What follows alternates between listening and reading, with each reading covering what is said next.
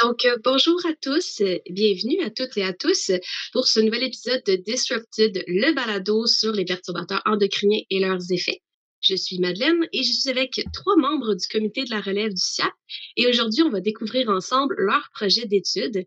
On vous invite bien sûr à poser des questions en direct dans le chat Twitch. Donc, on va commencer aujourd'hui avec Zabado qui va nous présenter son projet. Zabado, le micro est à toi. Ok, bienvenue à tous et à toutes pour une nouvelle fois de vous imprégner des actualités du membre du comité de la relève du SIAP, tout en étant penché sur tout ce qui concerne les perturbateurs endocriniens. Et je réponds au nom de Zabado Jean-François Demoutier, étudiant au doctorat à l'université Joseph Kizerbo, précisément au Burkina Faso, inscrit pour une option biologie moléculaire, physiologie animale, et je suis en collaboration étroite avec le laboratoire de professeur Isabelle Plante qui travaille plus sur la glande mammaire. En ce qui concerne le projet de recherche scientifique, moi je travaille sur la thématique suivante, l'effet épigénétique des perturbateurs endocriniens aériens sur la méthylation de l'ADN des rats du cycle. Donc, en rappel, il faut noter que les perturbateurs endocriniens sont un mélange de molécules chimiques auxquelles un organisme est exposé.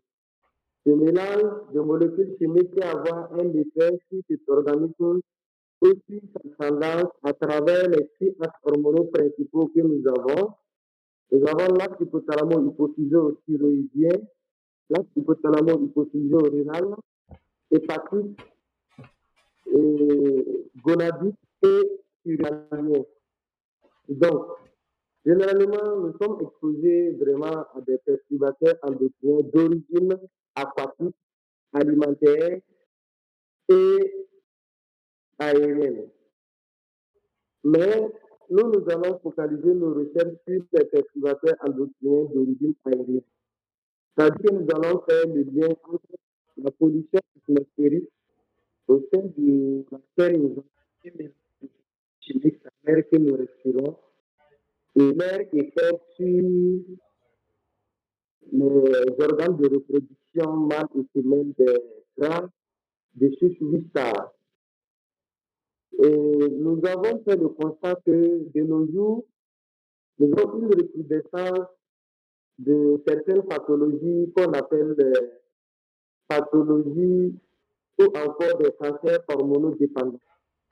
Hormonodépendants veut dire que ces maladies découlent de la perturbation liée au fonctionnement des hormones.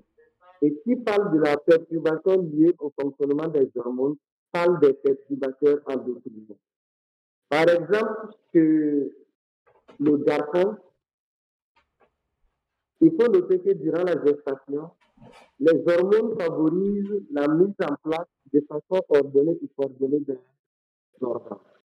Et durant cette période, si les perturbateurs endocriniens arrivent à interférer avec le système hormonal, nous avons seulement l'apparition de pathologies telles que l'autisme, entre grippes, les pathologies neurodégénératives. Nous avons la clitorchidie, la note du sang d'un ou des deux testicules, et nous avons l'hypose cardiaque qui est le mauvais positionnement du léa urinaire. Sans toutefois aussi oublier le syndrome de dysgénésie testiculaire qui passe par le déséquilibre du taux de testostérone, en cas de cancer de la prostate des testicules et en un mot aboutit à ce qu'on appelle la stérilité ou la de la fertilité masculine.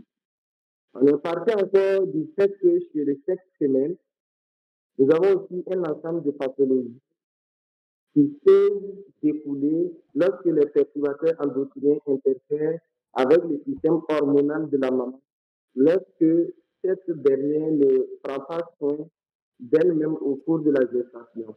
Les femmes, nous avons ce qu'on appelle le syndrome de dysgénésie ovarienne, avec aussi un ensemble de pathologies qui concourent à la stérilité ou à la baisse de la fertilité. Nous avons aussi les cancers, que ce soit le cancer du sein, le cancer de la prostate, le cancer plutôt du sein, le cancer des ovaires. Sans toutefois aussi oublier les syndromes des ovaires polycystiques qu'on a nommé SOC. Et nous avons aussi la sempiternelle problématique de l'endométriose. L'endométriose, c'est quoi? C'est lorsque nous avons une migration des cellules de l'utérus qui devaient, des cellules plutôt de l'endomètre qui devaient se retrouver au niveau de l'utérus hors de sa zone de prédilection. Donc, cela va susciter ce qu'on appelle l'endométriose qui, une fois de plus, de nos fatigue certaines personnes. Et il y a aussi une remarque que la plupart du temps, les femmes qui viennent en consultation pour des problèmes de fertilité à 20-50% ont des problèmes d'endométriose. Donc, vu ce constat que nous avons essayé de penser notre axe de recherche sur cette problématique des perturbateurs endocriniens. Dans le titre du projet, nous avons ce qu'on appelle l'épigénétique. L'épigénétique, c'est quoi? C'est l'interaction entre le gène et l'environnement dans lequel il se trouve. C'est-à-dire que généralement, nos gènes, c'est-à-dire l'ADN, reçoit des agressions venant du son milieu. Et l'ADN, pour se protéger, aussi passe par ce qu'on appelle la méthylation, qui est un mécanisme de l'épigénétique afin de se protéger. Et vous notez que l'épigénétique est la matrice qui permet à notre organisme de s'adapter à notre environnement. Ça veut dire que notre épigénétique, dans sens, est différent de notre épigénétique quand on est adulte. Aussi, nous avons des modifications épigénétiques qui peuvent entraîner ce qu'on appelle les reprogrammations. Donc, ce qui fait que par moment, nous avons l'épigénétique et infection, l'épigénétique et cancer, l'épigénétique et nutrition et l'épigénétique et l'âge. Et comme je l'avais dit, la méthylation est un mécanisme de l'épigénétique qui, à travers certains éléments, permet à notre organisme de s'adapter. L'épigénétique influence plus le phénotype, c'est-à-dire épi sur les influence plus l'ADN, mais sans toutefois essayer d'énuancer les séquences d'ADN de façon approfondie. Voici un peu de façon dramatique ce que je pouvais dire sur la thématique de recherche. Donc, l'objectif principal de cette thématique de recherche est la suivante: évaluer l'effet épigénétique des perturbateurs endocriniens aériens sur la méthylation de l'ADN des rats mâles et femelles de syphilis A. Comme objectif spécifique 1, nous allons déterminer la méthylation de l'ADN chez les rats de syphilis A exposés à des atmosphères différentes. Objectif spécifique numéro 2, observer le niveau de la méthylation de l'ADN chez les rats mâles et femelles exposés et non exposés. Objectif spécifique numéro 3, établir l'influence au niveau de la méthylation sur la fertilité des rats de syphilis A. Comme résultat numéro 1, qui a un lien avec l'objectif spécifique numéro 1, les séquences d'ADN méthylées sont connues, c'est-à-dire que nous allons voir les ADN hypométhylés, hémiméthylés et puis hyperméthylés.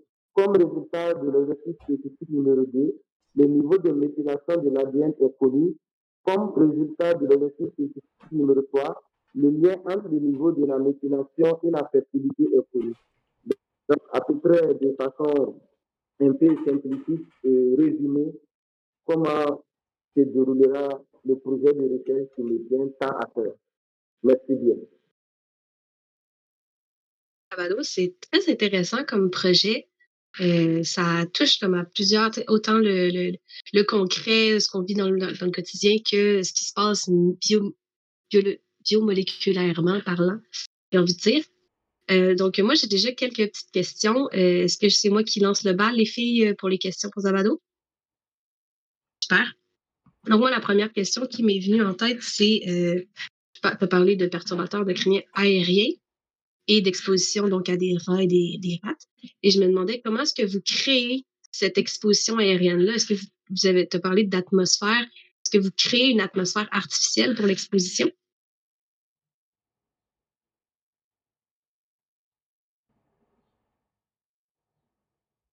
Donc, à des rats et des rats. Et je me demandais comment est-ce que vous créez cette exposition. Est-ce que tu as bien entendu ma question, Zabado?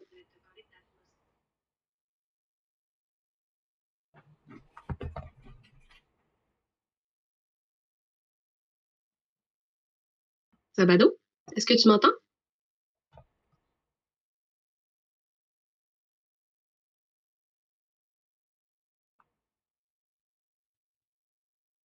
Attends, Zabado, ton micro est fermé.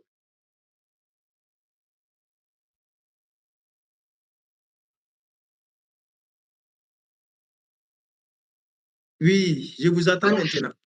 Parfait. Est-ce que tu as eu le temps d'entendre ma question?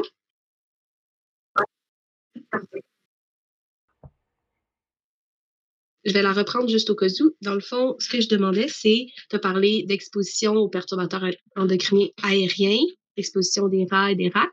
Et je me demandais comment est-ce que vous aviez créé cette exposition-là, cette atmosphère artificielle-là dans votre laboratoire. OK. Donc, cela va se passer de façon naturelle. Nous avons essayé de cibler certaines zones entre griffes qu'on pense hyper polluées avec les industries et des zones moins polluées. Donc, nous allons procéder par une exposition des rats mâles et femelles de Chouchouvistar dans ces zones choisies au nombre de 3 et passer régulièrement, donner à boire et à manger aux animaux en observant tout ce qui va se passer. Et nous avons aussi un mécanisme qui va nous permettre de capter l'air pour détecter 3 éléments essentiels dans l'air que nous respirons en fait. Nous avons les particules de poussière, couramment appelées les PM, et qui ont souvent des tailles qui varient entre 10 micromètres et 2,5 micromètres, qui causent des problèmes souvent respiratoires. Nous avons aussi ce qu'on appelle les composés organiques volatiles, qui, dans ce grand groupe, nous avons les hydrocarbures aromatiques polycycliques et nous avons aussi les métaux lourds. Les métaux lourds qui comprennent les éléments comme le mercure, l'arsenic, le zinc et ainsi de suite. Voici à peu près bon, le mécanisme qu'on va mettre en place pour pouvoir essayer vraiment d'évaluer cette pollution atmosphérique à travers les rats que nous allons exposer pour 6 mois, exposition chronique de 6 mois. Et après, maintenant, nous passons au laboratoire pour des analyses moléculaires à travers le sang des rats, ainsi que des analyses biochimiques et autres choses. Super, merci. Prochaine question. En fait, j'avais exactement la même question que toi, Madeleine. Donc, la question a été volée. Ah non! Coralie? Même question aussi, peut-être. Ben, écoute, là, ta réponse m'a fait me poser une autre question et je sais pas, peut-être que tu l'as mentionné puis je l'ai manqué. Tu as parlé qu'il va y avoir des rats mâles, des rats femelles. Est-ce qu'il va y avoir des rats femelles enceintes? Oui, OK. Qu'est-ce que vous attendez à observer chez ces femelles enceintes-là? Est-ce que vous avez des hypothèses de résultats? Bon, OK. Le fait qu'on a introduit les rats femelles dans la recherche est que, tout comme chez les êtres humains, les rats femelles ressentent plus les, les interférences avec l'environnement par rapport aux rats mâles. Donc, nous avons jugé mieux d'exposer aussi ces rats femelles pour essayer de voir aussi jusqu'à quel degré on peut observer les effets ou encore l'impact de ces perturbateurs endocriniens. Comme les analyses se feront de part et d'autre, jusqu'à l'échelle moléculaire, nous pensons que, bon, à la fin, on sera situé vraiment de ce qui va arriver à travers cette pollution atmosphérique, vraiment qu'on retrouve partout dans le monde, causant des maladies qu'on ignore de nos jours.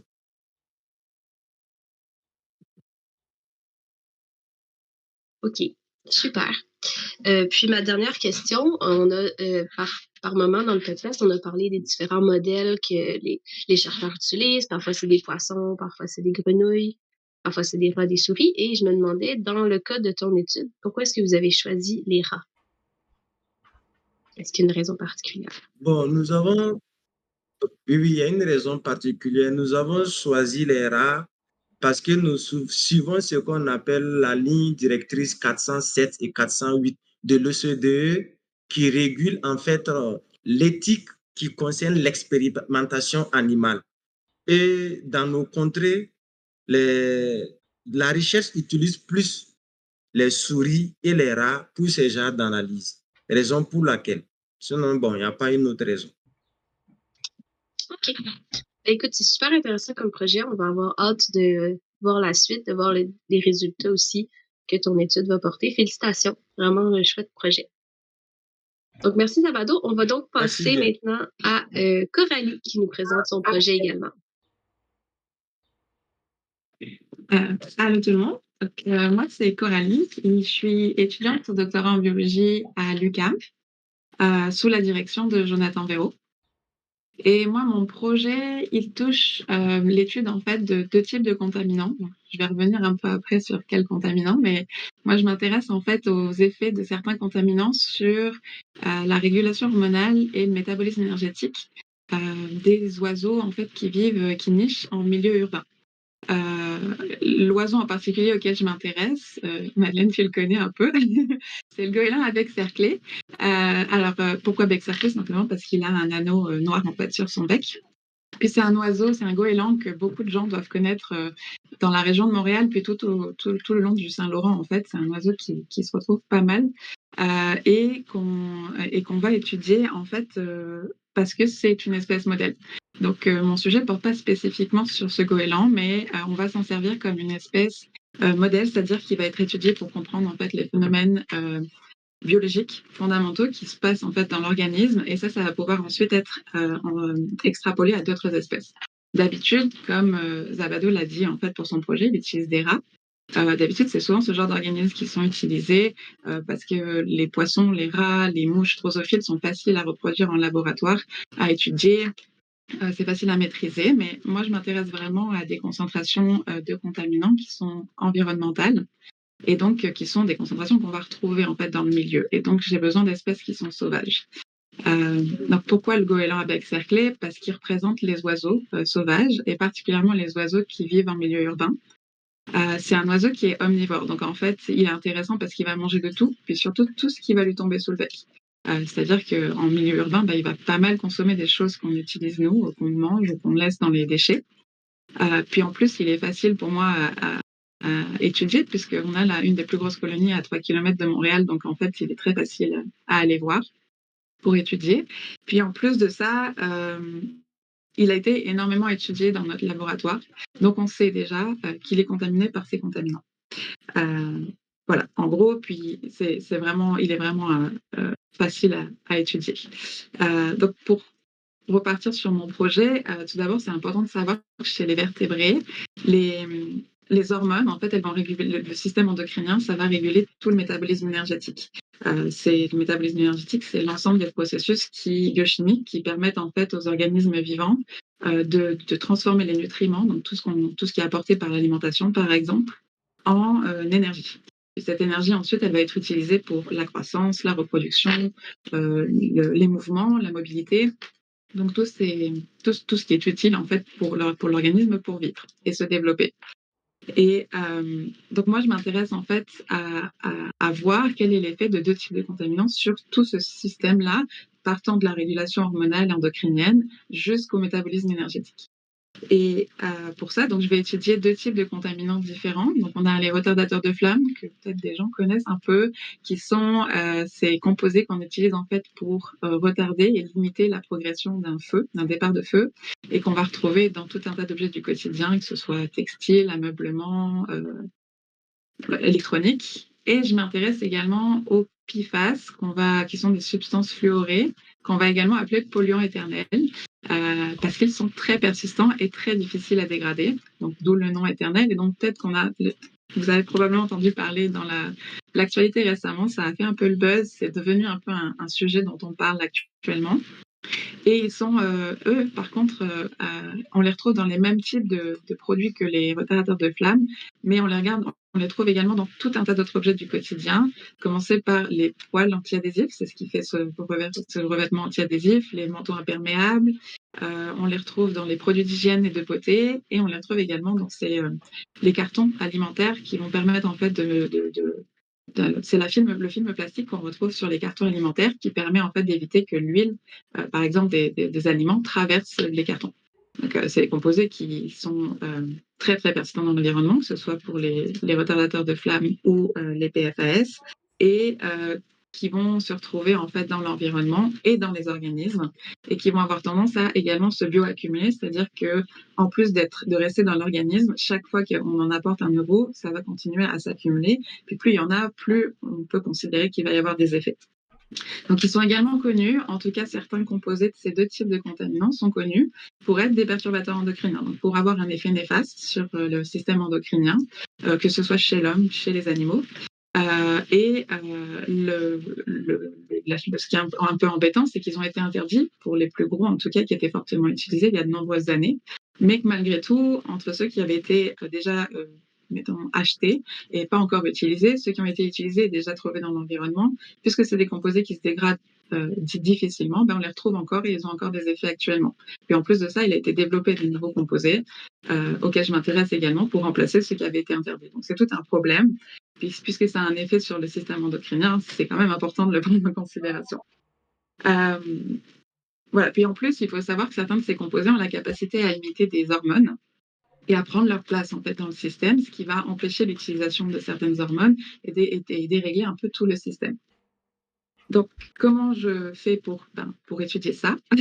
En fait, concrètement, je vais sur cette île dont j'ai parlé, la colonie. Je vais sur cette île, je capture des goélands avec un piège simple, un type de nœud, comme un nœud coulant.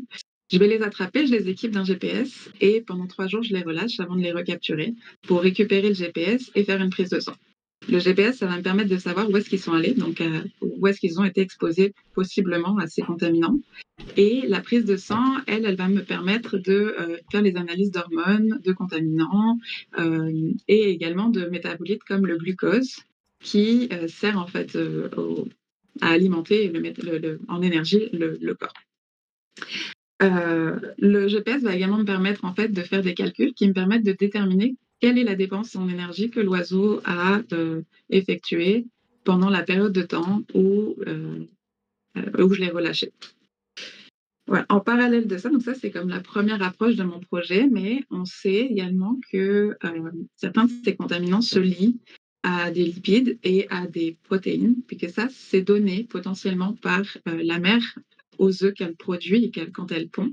Et donc moi je vais m'intéresser également à savoir si on retrouve ces effets qu'on pourrait potentiellement trouver chez les adultes. Est-ce qu'on les retrouverait également chez les poussins? Et est-ce que ça affecte leur système, leur métabolisme énergétique et tout ce qui va avec? C'est-à-dire, comme je l'ai dit avant, ça a des effets sur la croissance, sur le développement et les mouvements. Voilà, c'est pas mal mon projet. Si vous avez des questions, n'hésitez pas. Bien sûr! C'est super intéressant, merci beaucoup. Je vais encore une fois lancer le bal avec ma première question. Tu as parlé des concentrations dans l'environnement. Puis après, tu nous as parlé des échantillons de sang puis des échantillons de l'oiseau. Comment est-ce que tu évalues la concentration dans l'environnement en soi? Alors, on se base sur des études qui ont été faites. Moi, je n'évalue pas la concentration dans l'environnement à proprement parler, mais j'évalue l'exposition de ces contaminants chez l'oiseau. C'est-à-dire que les concentrations qu'on va retrouver chez l'oiseau c'est les concentrations environnementales, c'est qu'ils ont été exposés par leur milieu. C'est pas moi qui ai développé une gamme de dilution d'un contaminant, par exemple, et qu'il est exposé à telle concentration faible ou forte pour voir s'il y avait des effets. Parce que souvent, c'est vrai que dans les recherches, on fait beaucoup ça, en fait, pour voir à partir de quel effet on a une dose qui est mortelle ou une dose qui induit une certaine mortalité. Moi, ici, dans mon étude, c'est pas tout à fait ce qu'on veut, parce qu'en fait, on connaît déjà un peu ce genre de recherche. Moi, ce que je veux savoir, c'est quand on est exposé à des conditions réelles, quels vont être les effets? Est-ce qu'il a des effets? Est-ce que certains de ces effets sont néfastes? Est-ce que ça n'a pas tout à fait, est-ce que ça n'a aucun effet? C'est possible également. On peut très bien vivre avec certaines contaminations. Donc voilà. OK. Moi aussi, j'avais une question. J'ai une question. Ah. Je sais pas. Je sais pas, tu choisis Coralie qui va en premier. Vas-y. Et donc, je me demandais, parce que tu as mentionné que tu mettais un petit GPS sur les goélands et que tu les suivais pour savoir un peu où est-ce qu'ils avaient été exposés. Je voulais savoir, est-ce qu'il y a comme un site qui est visité plus fréquemment? Est-ce qu'il y a comme un site d'exposition que les goélands ont plus tendance à aller? Alors ça va dépendre, c'est assez semblable pour les mâles et femelles, mais on a quand même une tendance parce qu'en fait, quand je m'intéresse aux hormones, je fais quand même une différenciation de sexe. Et chez les femelles, elles ont une tendance à plus aller dans les sites agricoles, aller se nourrir en fait des graines, des vers de terre, mais de manière générale, elles se nourrissent dans tout un tas de sites différents. Puis les mâles, on est plus sur des milieux urbains, on va dire. Tout ce qui est résidentiel, industriel, mais c'est assez, si tu veux, pendant la période de nidification et la période de reproduction où ils ont les œufs, ils vont alterner. C'est plusieurs heures où il y a un oiseau qui va se nourrir pendant que l'autre s'occupe du nid, puis ils inversent quand l'oiseau revient. Et en fait, c'est pas mal. Il n'y a pas de tendance en fait au niveau des oiseaux. Ils ont tendance à aller se nourrir pour ce qu'ils ont trouvé de plus pratique et de plus énergétique en fait par rapport à leur alimentation. Certains des oiseaux que j'ai ont comme une fixation sur les champs, donc ils vont aller se nourrir exclusivement dans les milieux agricoles, d'autres exclusivement dans des potoirs. Puis en fait, ça dépend vraiment. Il y en a certains qui sont assez. Ça va vraiment dépendre des oiseaux, mais on n'a pas une tendance stricte sur. C'est assez semblable pour les mâles et les femelles et c'est assez diversifié. Oui. J'avais une question. Oui. Oui, je ne sais pas pourquoi le choix des retardateurs de flamme entre griffes, les polybromés, alors que nous avons plusieurs familles susceptibles de perturber le fonctionnement du système nerveux. Le choix des retardateurs de flamme polybromés et les perfluorés, qu'est-ce qui a amené ça? Les retardateurs de flamme sont énormément étudiés dans le laboratoire, donc on sait qu'il y a une contamination. En fait, il fallait partir sur une contamination qu'on connaît, parce que le but, c'était pas d'évaluer si ces goélands étaient exposés et contaminés à tel ou tel contaminant. On le sait, puisqu'il y a eu de nombreuses études sur les retardateurs de flamme qui sont contaminés en retardateurs de flamme. Pour ce qui est des substances fluorées, c'est parce qu'il y a une étude préliminaire dans le laboratoire qui n'a pas été publiée, mais qui a quand même montré qu'ils étaient fortement qu'il y avait une forte concentration de ces PFAS en fait dans le sang des goélands. Et donc l'intérêt c'était de voir, une fois qu'on sait qu'il y a cette contamination, quels vont être les effets. En effet, c'est vrai qu'il y a des contaminants, d'autres types de contaminants qui peuvent avoir des effets beaucoup plus marqués, beaucoup plus forts. Mais là, le but c'était vraiment de savoir, puisqu'on sait qu'ils sont contaminés, est-ce que cette contamination a un effet. Une autre question. Maintenant, quand nous prenons la famille des perfluorés, nous avons à l'intérieur plusieurs compartiments. Par exemple, je sais qu'on a les foies et puis on a les fosses. Maintenant, je ne sais pas, dans ce sous-embranchement aussi des perfluorés, vous avez décidé de focaliser vos recherches sur quelle famille? Je ne suis pas sûre d'avoir entendu les familles que tu as citées. Mais en fait, je m'intéresse. On a comme une large gamme de PFAS qu'on teste. Et parmi ceux-là, il y a, si je me souviens bien, il y a 12 perfluorés qui sont ressortis. On en a 7 qui sont sortis qui sont des carboxylés. Et alors, il y en a un qui est un précurseur, et puis le reste, ça fait 8, et donc pour arriver à 12, on a 4 qui sont des sulfoniques, en fait. Donc ça, c'est les grandes familles. Je ne sais pas si ça répond à ta question. Aussi, j'avais une deuxième question. Tu as parlé des prises de sang, du niveau de glucose dans le sang. Puis, pour le peu que je connais du métabolisme du glucose, je sais que quand on vient tout juste de prendre un repas versus quand ça fait un certain temps que le repas a été pris, il y a comme une différence du glucose dans le sang. Est-ce que c'est quelque chose que vous arrivez à évaluer avec vos goélands? Alors malheureusement, on peut pas vraiment faire cette différence-là. C'est quelque chose qu'on va prendre avec des pincettes.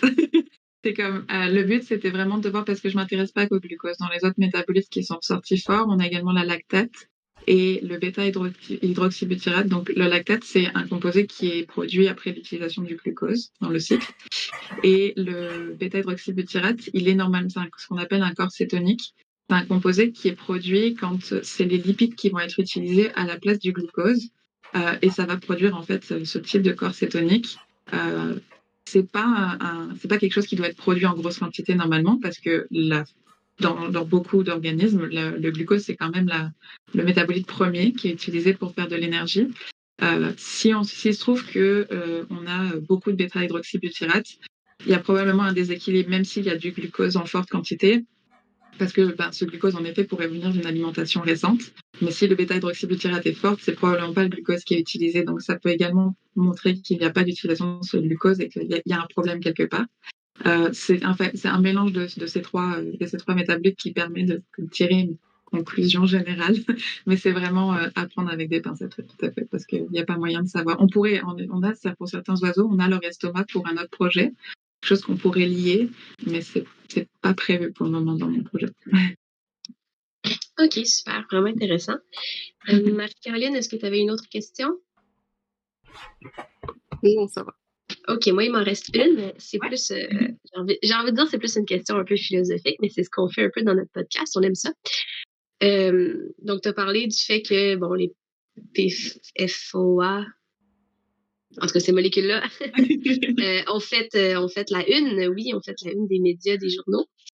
Et moi, tu vois, justement, la fin de semaine dernière, je suis allée m'acheter un nouveau wok.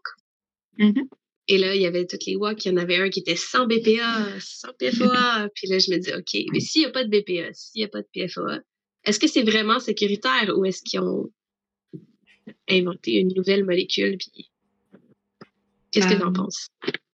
Je pense que actuellement, je crois qu'il existe des matériaux qui sont, on va dire, alimentairement safe.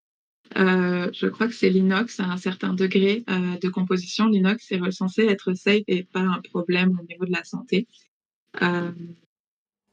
Après, en effet, en fait, ça fonctionne vraiment sur des systèmes je ne veux pas dire de mode parce que c'est pas vraiment le bon mot, mais comme d'un coup, il va y avoir comme le public qui n'est pas dans la recherche scientifique va d'un coup se poser des questions sur une molécule qui paraît dangereuse ou dont les scientifiques sont au courant depuis plusieurs années, essayent d'alerter sur cette molécule depuis plusieurs années, puis quelque part, on ne sait pas exactement comment, mais d'un coup, ça attire l'intérêt du public, puis ça va faire la une des journaux, puis les gens vont se mobiliser et on va vouloir en fait interdire cette molécule.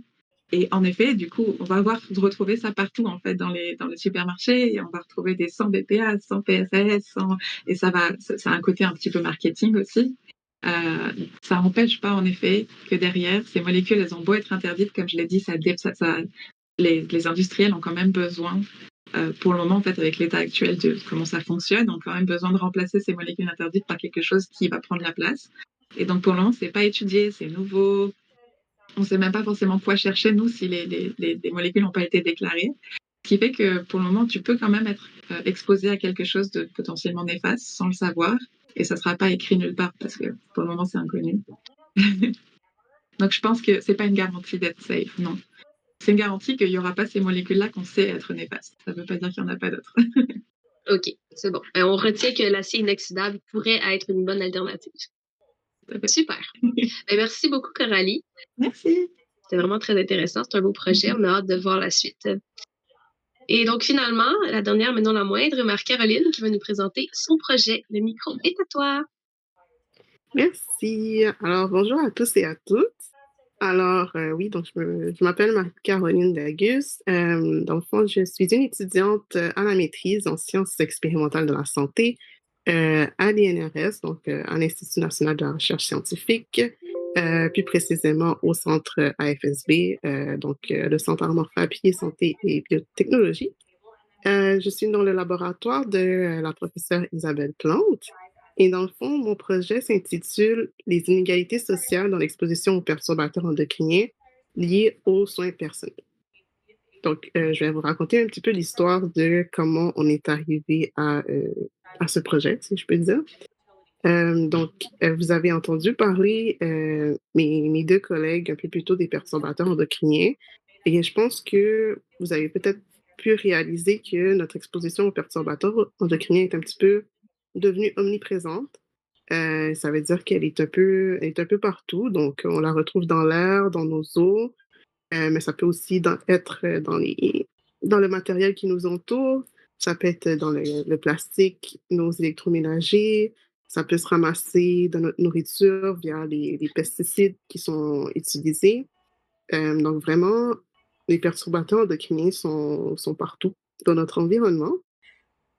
Euh, puis donc, mais par exemple, la question qu'on s'est posée lorsqu'on a fait ce constat-là, c'est qu'on s'est demandé, est-ce que c'est possible qu'il y ait des gens qui soient plus exposés aux perturbateurs endocriniens que d'autres? Est-ce que notre exposition est la même pour tous et toutes? Et c'est là qu'on est venu à penser à probablement les gens qui utilisent des perturbateurs endocriniens de façon quotidienne et répétitive, peut-être qu'ils seraient plus exposés que la moyenne. Donc, on peut penser notamment aux travailleuses en soins personnels. Donc, quand on parle de travailleuses en soins personnels, on peut penser aux coiffeuses, aux maquilleuses, aux esthéticiennes. Euh, et pourquoi je dis qu'elles utilisent fréquemment des perturbateurs endocriniens, c'est parce que ça a été prouvé. On sait que dans les produits cosmétiques, on retrouve certaines de ces molécules, que ce soit de parabènes, de triclosan ou peu importe. Il y en a plusieurs qu'on retrouve dans les produits cosmétiques. Et ces personnes-là qui utilisent non seulement des produits cosmétiques probablement dans leur vie personnelle, mais aussi dans le cadre de leur travail, euh, elles sont probablement exposées de manière répétitive et quotidienne à ces molécules-là. Et comme on sait que souvent les perturbateurs endocriniens sont associés à des effets néfastes sur notre santé, euh, ici, moi, je vais parler de cancer du sein, mais ça peut être plusieurs autres pathologies. Euh, mais on s'est demandé si ces femmes-là ne seraient pas peut-être plus à risque de développer un cancer du sein, d'où le niveau inégalité sociale du projet. Alors, pour réaliser ce projet, on s'est fixé trois objectifs. Donc, le premier objectif, c'est d'évaluer ce à quoi les femmes sont exposées via des échantillons d'urine qui vont être récoltés. Donc, je vais revenir un peu plus tard sur comment on va procéder justement pour faire nos analyses.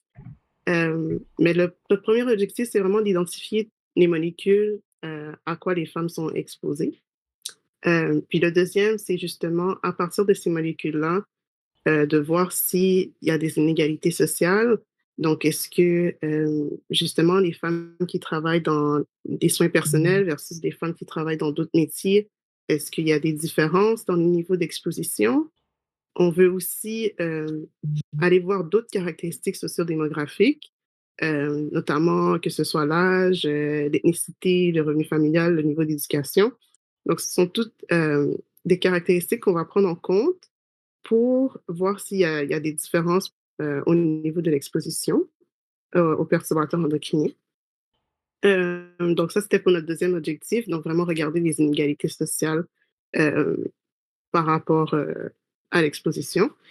Et notre troisième objectif, c'est de regarder ben justement comment ces molécules peuvent augmenter nos risques de développer des cancers du sein, d'aller évaluer plus en profondeur les mécanismes. Et ce qui est intéressant par rapport à ce projet, je trouve, c'est que souvent, on a beaucoup d'études qui vont évaluer une molécule à la fois, mais dans mon projet, on va vraiment évaluer l'effet de l'ensemble des molécules auxquelles on est exposé et leurs effets sur notre santé, dans le fond.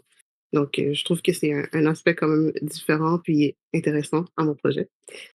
Euh, donc voilà, donc ça, c'est nos objectifs.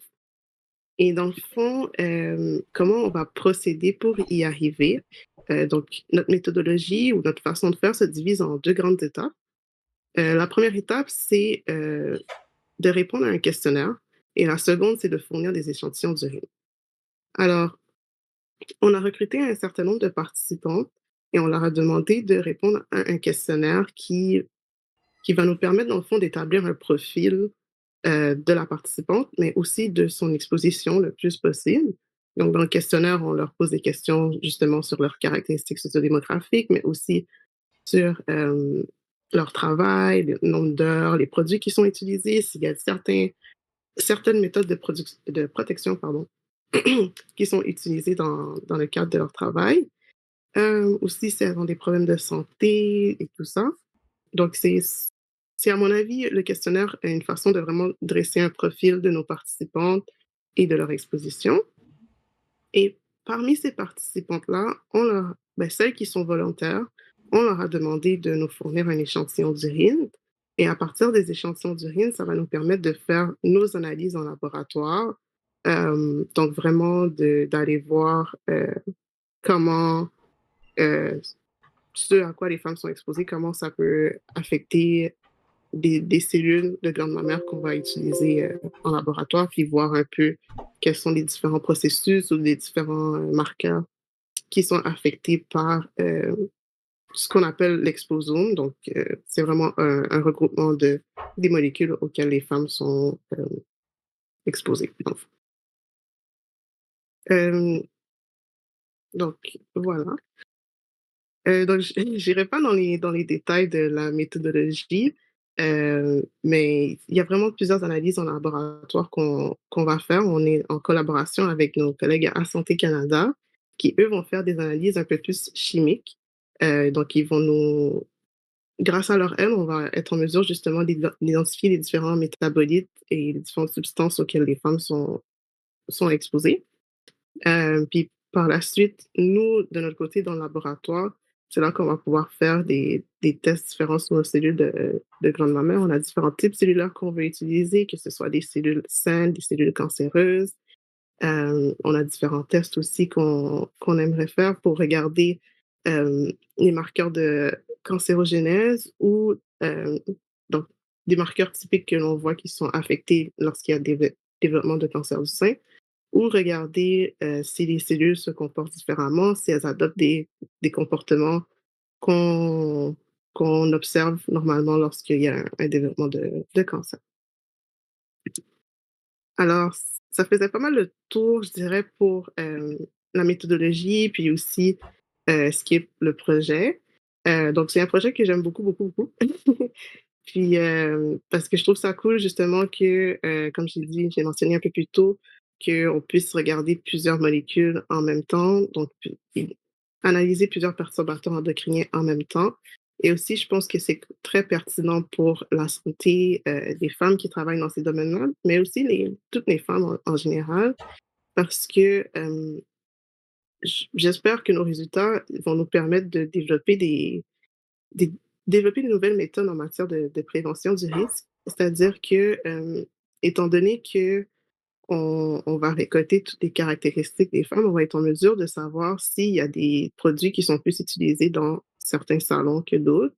Et peut-être qu'on va être en mesure, peut-être, juste d'informer les femmes des certains dangers qui sont associés aux produits qu'ils utilisent, peut-être leur offrir des alternatives ou juste suggérer d'utiliser de la protection si c'était pas fait avant, que ce soit des gants, des masques s'il le faut.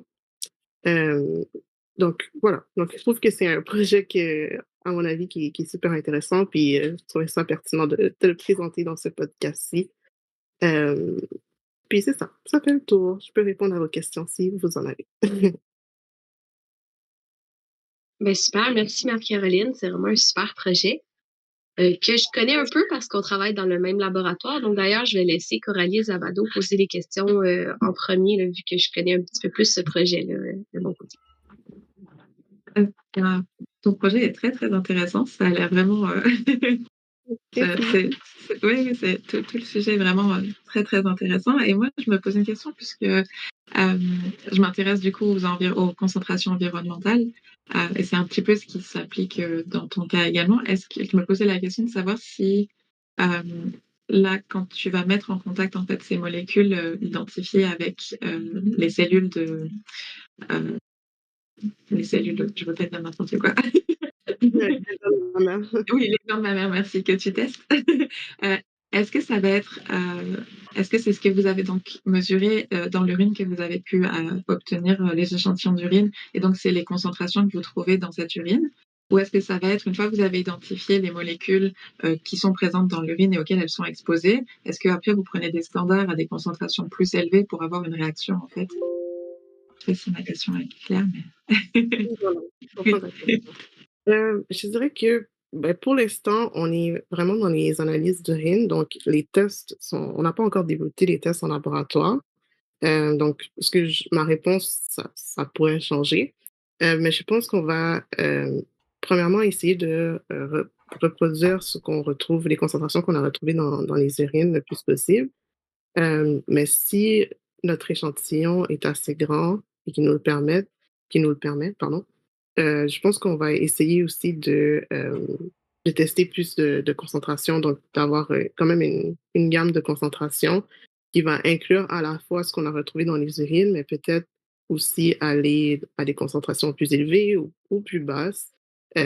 Question d'être représentatif de ce qu'on retrouve aussi à l'extérieur, parce qu'on s'entend que les échantillons qu'on va récolter, c'est pas représentatif de l'exposition de tous et toutes. Donc je pense, autant que possible, on va essayer de faire les deux. Donc de reproduire ce qu'on a trouvé dans les urines, mais aussi d'élargir un peu nos concentrations. Super, merci. Et donc, ça veut dire que, si j'ai bien compris, et Marie-Caroline veut faire le lien entre les produits cosmétiques de façon générale et le cancer du sein. Oui, exactement. D'accord. Maintenant, la question que je me pose, en parlant de produits cosmétiques, est-ce que dans ce lot-là, vous mettez les parfums et les défrisants? Il faudrait que je retourne dans le questionnaire.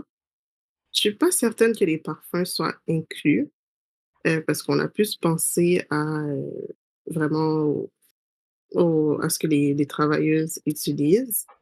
Mais dans notre questionnaire, on demande aux femmes de faire une liste, quand même assez exhaustive des produits qu'elles utilisent. Donc j'avoue que j'ai pas l'impression que j'ai vu les parfums. Elles ont peut-être souvent une catégorie autre parce qu'elles peuvent rajouter autres produits qu'elles utilisent, mais j'avoue que je suis pas certaine. Je suis désolée. D'accord, il n'y a pas de souci. L'autre question est la suivante. Concernant l'échantillonnage, vous avez parlé de plus l'échantillon provenant des urines. Je ne sais pas pourquoi ce choix et non le sang. Pourquoi pas des échantillons sanguins aussi? Vous vous êtes plus focalisé sur des échantillons urines. Je pense qu'on est allé plus vers des échantillons d'urine parce que le recrutement est quand même assez difficile d'une manière générale. Puis on a essayé d'aller vers quelque chose qui était le moins invasif possible. Donc quelque chose qui va, comment je pourrais dire ça, qui va faciliter la chose à nos participantes et qui va leur donner envie de participer à notre étude. Donc je pense que c'est pour ça qu'on est allé vers les échantillons d'urine. Puis d'autant plus que on peut retrouver les différents métabolites dans l'urine. Euh, alors, je pense que c'est pour ça qu'on est allé vers ce choix-là. Dans le fond. En tout cas, bon, c'est un sujet vraiment super intéressant. Et comme Madeleine aime bien s'y dire, on est hâte d'avoir les résultats pour pouvoir, en tout cas, attirer ou encore tirer la sonnette d'alarme pour nos sœurs, nos mamans qui sans vouloir qu'on utilise ces produits cosmétiques et à long terme cause le cancer du sein. Merci bien. Merci pour vos questions. Derrière, pour conclure, euh, donc, on vient juste en parler, là, les échantillons d'urine. C'est sûr que c'est plus facile aussi pour elles de faire un don d'urine à la maison par elles-mêmes qu'un don de sang. Mais est-ce qu'elles ont comment dire, un horaire à suivre? Est-ce qu'elles doivent prendre l'échantillon à la fin de la semaine de travail, à la fin de la journée de travail? Comment est-ce que ça fonctionne pour être sûr qu'ils n'étaient pas en vacances à Cancun avant de faire l'échantillon d'urine, en fait, au niveau de l'exposition? Oui, donc effectivement. Donc souvent, je parle je parle de un échantillon, mais en fait, on demande aux femmes de prendre 3 échantillons dans une semaine de travail. Donc, elles ont un premier échantillon d'urine à prendre. Tous les échantillons doivent être pris le matin. Donc, mais c'est au matin de la première journée de travail, de la troisième journée de travail de la semaine et de la dernière journée de travail. Pourquoi je dis dernière journée de travail? Parce que certaines travaillent à temps partiel, d'autres travaillent à temps plein. Euh, donc, euh, donc, c'est vraiment 3 échantillons qu'elle doit prendre dans une semaine de travail. Puis pourquoi on a choisi 3, en fait, c'est pour voir un peu l'évolution dans le temps, si on peut dire, de l'exposition. Est-ce qu'au cours de la semaine, il y a peut-être une augmentation de l'exposition parce que justement, elle travaille. Euh, donc c'est ça. Puis on leur demande de prendre l'échantillon au matin aussi parce que normalement, l'urine le matin, c'est celle qui est le plus concentrée. Donc on pense qu'on risque d'avoir plus de métabolites le matin, donc plus de jus, si je puis dire, euh, pour faire nos analyses. Je ne sais pas si ça répond à la question. Absolument, super, merci. C'est détaillé comme réponse. Ok, j'ai une autre question. Je ne sais pas si parmi vos critères d'exclusion, là, il y a les gestantes. Oui, donc, on parle de femmes enceintes, dans le fond, quand on parle de gestantes. Oui, donc, parmi nos critères, on demande aux femmes de ne pas être enceintes. Aussi, on leur demande aussi de ne pas avoir, de pas avoir. Les femmes ne sont pas éligibles pour les échantillons d'urine si elles sont enceintes, si elles ont une maladie qui module les hormones, donc hypothyroïdie ou peu importe, et aussi si elles prennent des moyens de contraception hormonaux. Donc, ces 3 critères-là font que les femmes ne sont pas éligibles pour les dons d'urine, simplement parce que on veut éviter les variations au niveau d'hormones dues à des choses autres que peut-être une exposition aux perturbateurs endocriniens. Sans oublier aussi qu'avec la menstruation chez les femmes, là, comment vous vous débrouillez? C'est dans le questionnaire, on, on demande aux femmes de documenter, si je peux dire, euh, leur cycle menstruel. Donc, vraiment, on essaye le plus possible d'avoir un profil très détaillé des femmes. Comme ça, si jamais on voit un échantillon qui est peut-être euh, vraiment différent par rapport à la normale, on peut peut-être aller expliquer ça par ce qu'il y a dans notre questionnaire. J'ai une petite question juste pour faire la suite à ça. Désolée, du coup, ça entraîne d'autres questions, mais c'est juste une petite question rapide, savoir si est-ce que du coup, vous arrivez à avoir quand même un panel de femmes sur plusieurs gammes d'âge ou est-ce que c'est assez ciblé sur, je sais pas, la quarantaine ou quelque chose comme ça? Est-ce que c'est assez... Je dirais que c'est assez ciblé. Aux dernières nouvelles ou les dernières statistiques qu'on a fait sur euh, le groupe de femmes qu'on a recruté, ça tourne pas mal autour de 30-40 ans l'âge. Euh, bon, voilà.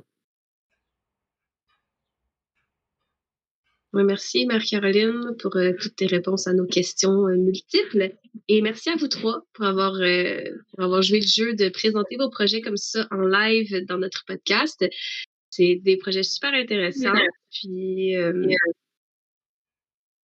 ben, écoutez, on avait aussi Oumaima qui voulait présenter son projet. Malheureusement, elle n'a pas pu se joindre à nous, donc ce sera partie remise. De toute façon, à ce que je vois, on était quand même bien chargés aujourd'hui avec vos 3 projets puis toutes les questions qu'on avait. Donc, encore une fois, félicitations. Je suis sûre que tout le monde a hâte de voir les résultats de vos projets. Et puis, on se retrouve tout le monde pour un prochain épisode bientôt. Merci à tous d'avoir participé. Merci. Au revoir. Bye.